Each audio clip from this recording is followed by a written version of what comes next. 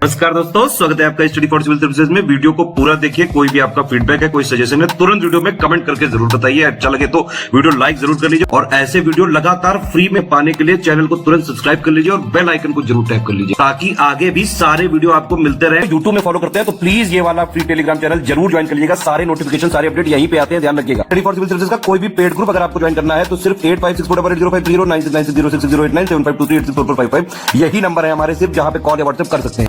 Instagram पे हमारा page जरूर फॉलो कर लीजिएगा, studyforcivil.services है। ट्विटर पे हमको जरूर फॉलो कर लीजिएगा, @studyforcivils है। सारे क्वेश्चन अटेम्प्ट करिए और स्कोर अपना तुरंत कमेंट। नमस्कार, स्टडी फॉर सिविल सर्विसेज में आपका स्वागत है। नेक्स्ट वीडियो स्टार्ट करेंगे यूपीपीएससी पेड क्विज 2023 के लिए। फर्स्ट क्वेश्चन में आपसे पूछा जा रहा है, जनवरी 2023 में केंद्रीय मंत्रिमंडल ने कितने करोड़ रुपए के परिव्यय के साथ राष्ट्रीय ग्रीन हाइड्रोजन मिशन को मंजूरी दी है? तो national green hydrogen mission start किया गया है हाइड्रोजन एज अ फ्यूल कह लीजिए, उसके प्रोडक्शन और इन चीज़ों को बढ़ाने के लिए, और स्पेशली जो हमारा ग्रीन फ्यूल्स को प्रमोट करने का एक टारगेट गवर्नमेंट ऑफ इंडिया ने सेट किया है, उसकी ही दिशा में एक ये मिशन स्टार्ट किया गया है। तो कैबिनेट ने इसको अप्रूव किया है।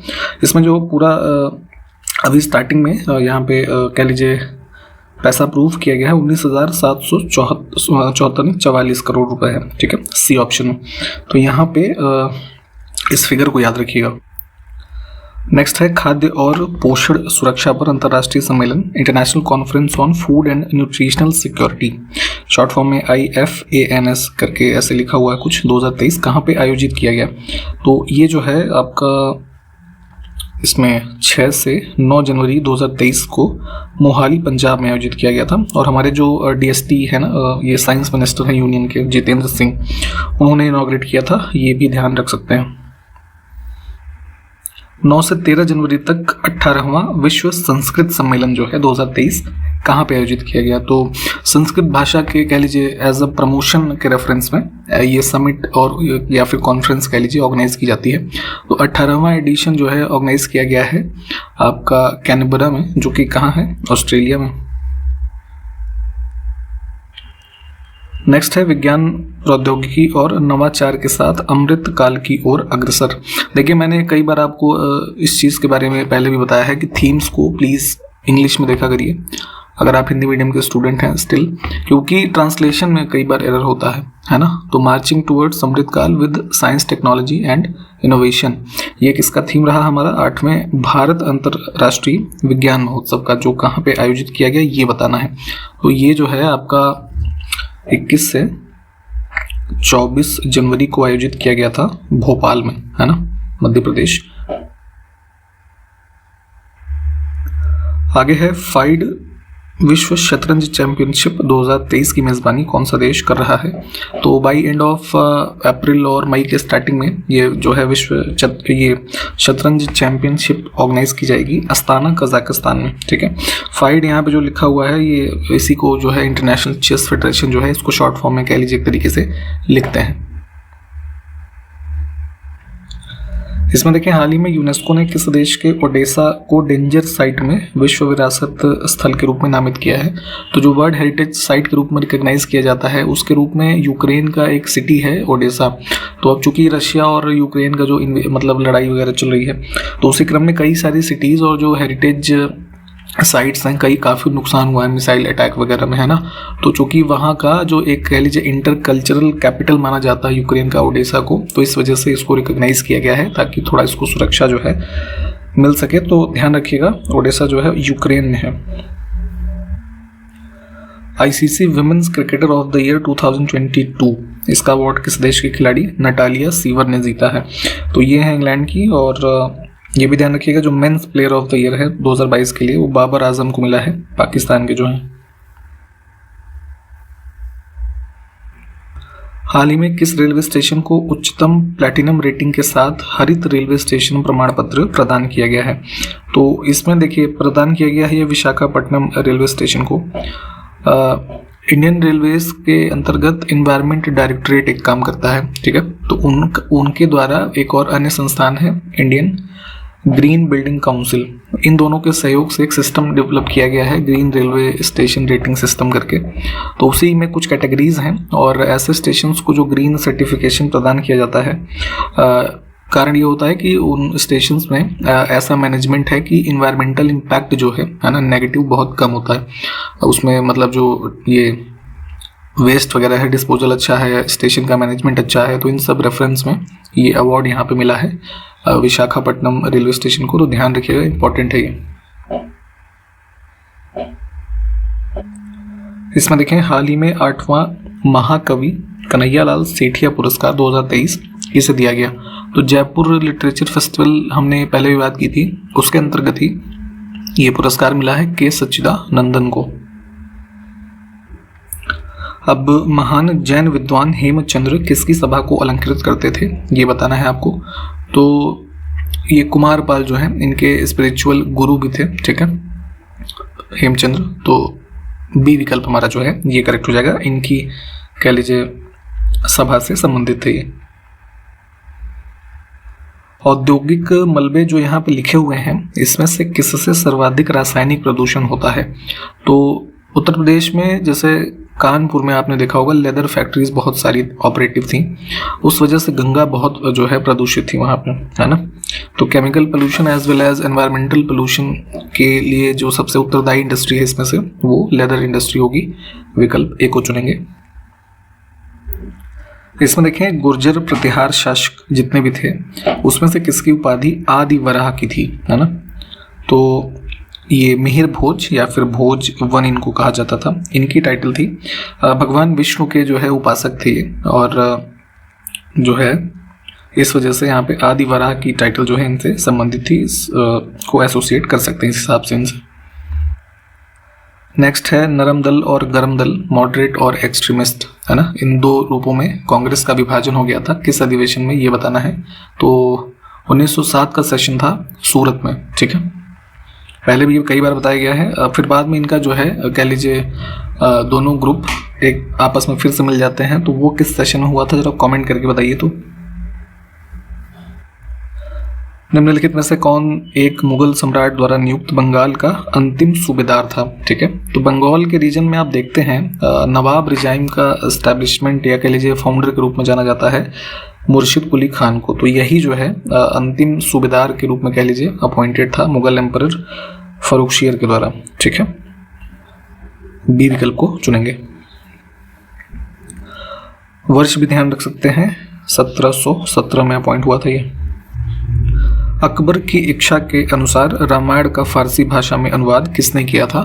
तो अकबर के टाइम पीरियड में आप देखेंगे ये अब्दुल कादिर बदायूनी जो है, ठीक है। तो कई सारी जो है अकबर की विशेष पे इसने हिंदू एपिक्स जो थे और ये संस्कृत भाषा के जो ग्रंथ उस समय अवेलेबल थे उनको ट्रांसलेट किया था पर्शियन में, ठीक है। तो उसी क्रम में यहाँ पे रामायण जो है इसके बारे में पूछा गया था आपसे। तो डी विकल्प हमारा करेक्ट होगा।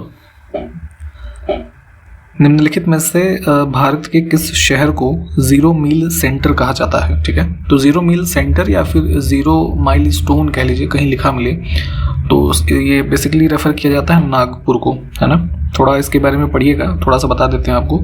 एक ब्रिटिशर्स जब थे तो 1907 में एक ग्रेट ट्रिग्नोमेट्रिकल सर्वे किया गया था, है ना।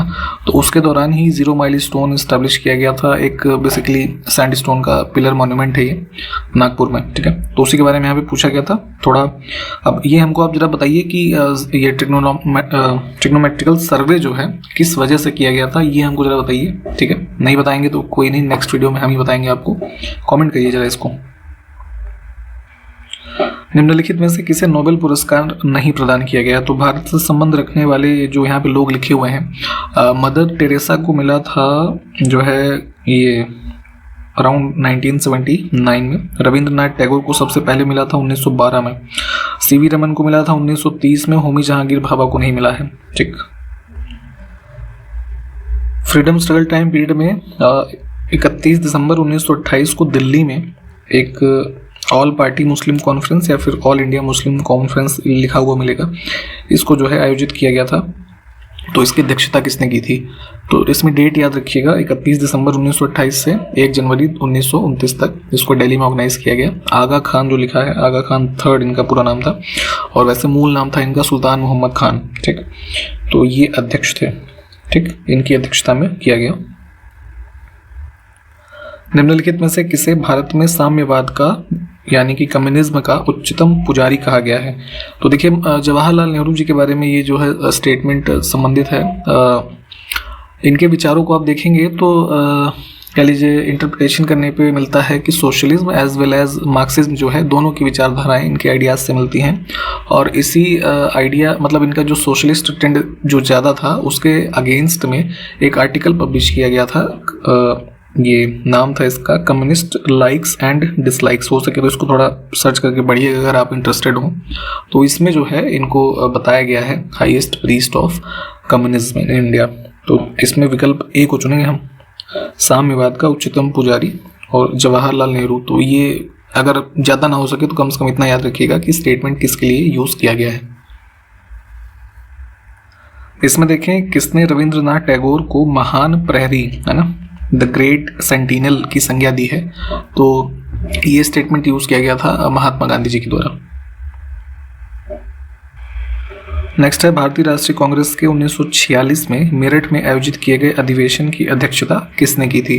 तो 46 के सेशन के बारे में कह लीजिए इम्पोर्टेंट ये है कि प्री इंडिपेंडेंस ये लास्ट सेशन था जो कि कहाँ पे हुआ? मेरठ में, उत्तर प्रदेश में। JB कृपलानी जो है इसके अध्यक्ष रहे थे।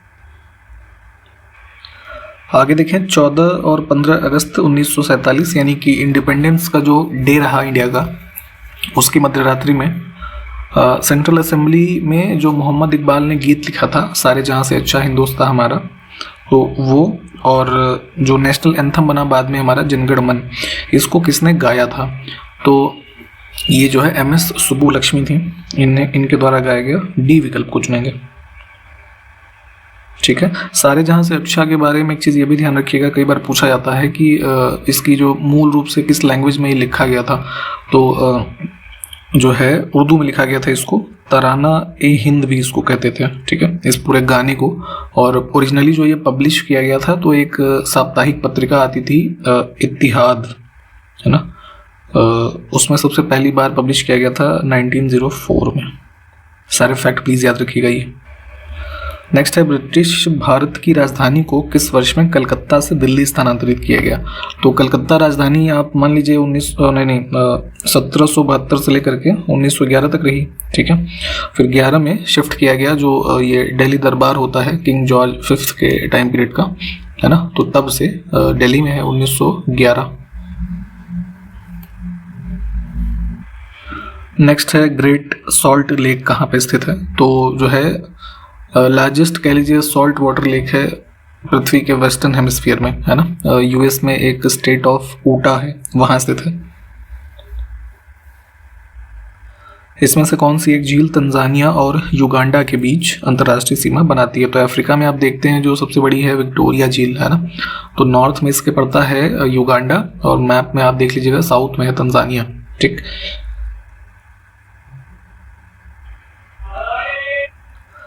किस नदी के तट पर काठमांडू यानी कि जो नेपाल का शहर है वो स्थित है? तो यहाँ ये है रिवर जो है बागमती। तस्मान सागर एवं दक्षिण सागर को कौन सी जल संधि जोड़ती है? तो मैप देखिएगा, वहाँ पे ऑस्ट्रेलिया और न्यूजीलैंड के बीच में जो जगह है वहाँ स्थित है आपका ये तस्मान सी। और उसी के इधर देखेंगे ऑस्ट्रेलिया के सबसे साउदर्न पार्ट में ये है बास स्ट्रेट, है ना, तो ये इसको जोड़ता है। अभी हमने पिछले वीडियोस में बात की थी ह्यूमन डेवलपमेंट रिपोर्ट के बारे में। पाकिस्तानी इकोनॉमिस्ट थे महबूबुल हक, है ना, इनके द्वारा सबसे पहली बार इसको डिवाइस किया गया। तो वही पूछा जा रहा है कब से इसको रिपोर्ट को जारी किया जा रहा है? तो ये 1990 से आ रही है रिपोर्ट। कौन सा मंत्रालय जून 2020 में शुरू किए गए गरीब कल्याण रोजगार अभियान के लिए नोडल मंत्रालय है? तो कोविड पैंडेमिक की वजह से जो ये स्कीम चलाई गई थी तो ग्रामीण विकास मंत्रालय जो है ये नोडल है।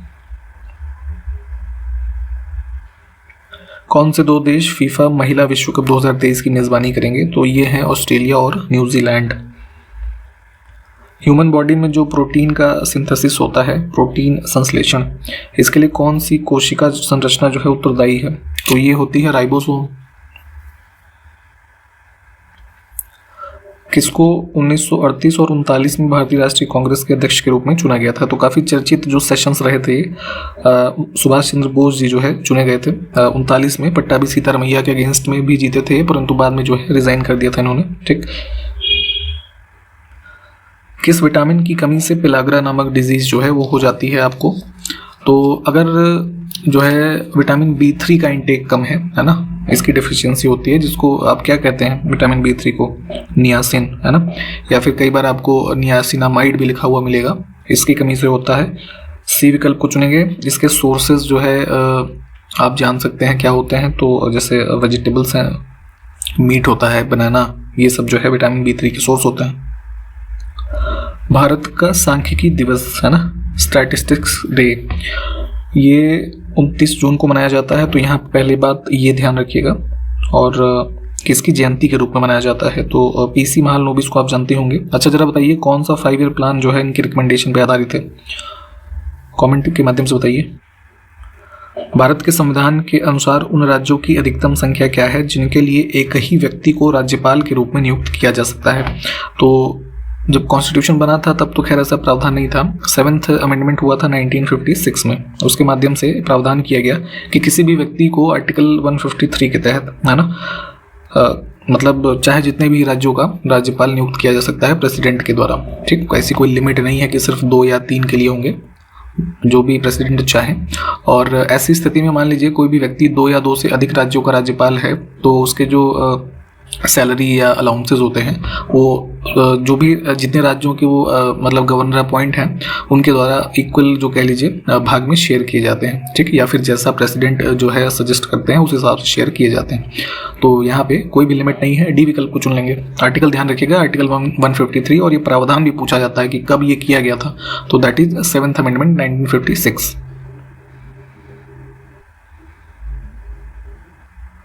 नेक्स्ट है कि किस टीम ने 1975 में पहला क्रिकेट का विश्व कप जीता था? तो ये माफ़ कीजिएगा, वेस्ट इंडीज की जो पुरुष क्रिकेट टीम थी, इन्होंने जीता था फर्स्ट वर्ल्ड कप। और भारतीय टीम ने जीता था एक तो 2011 में, है ना। उससे पहले कब जीता था जरा कमेंट के माध्यम से बताइए। तो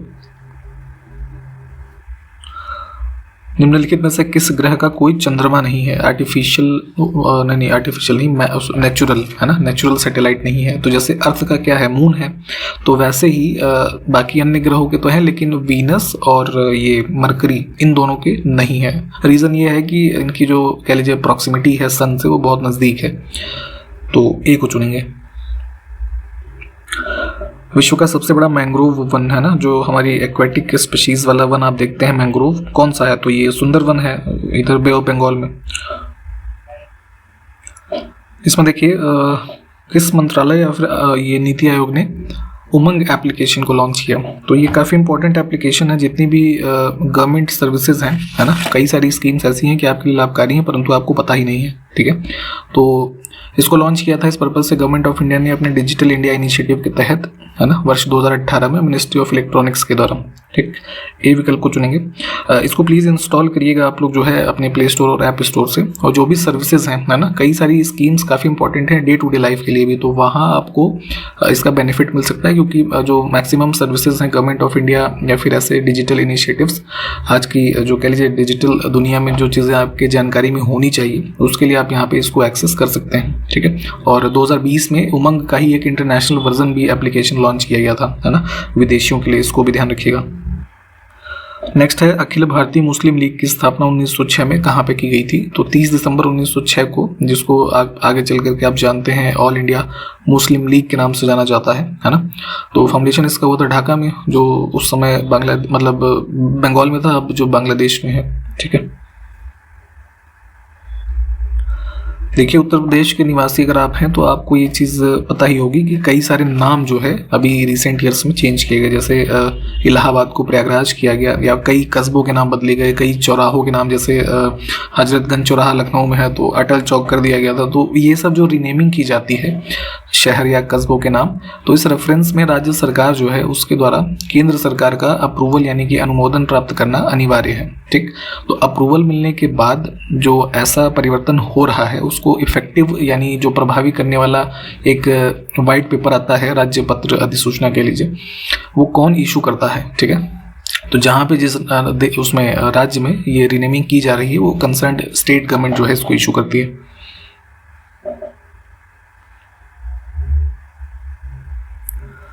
उपभोक्ता संरक्षण अधिनियम 2019 में जो है एक लाया गया था, तो किसको रिपील और रिप्लेस करता है ये? इससे पहले जो एक्ट था कंज्यूमर प्रोटेक्शन का वो 1986 का था, उसको रिप्लेस किया गया था।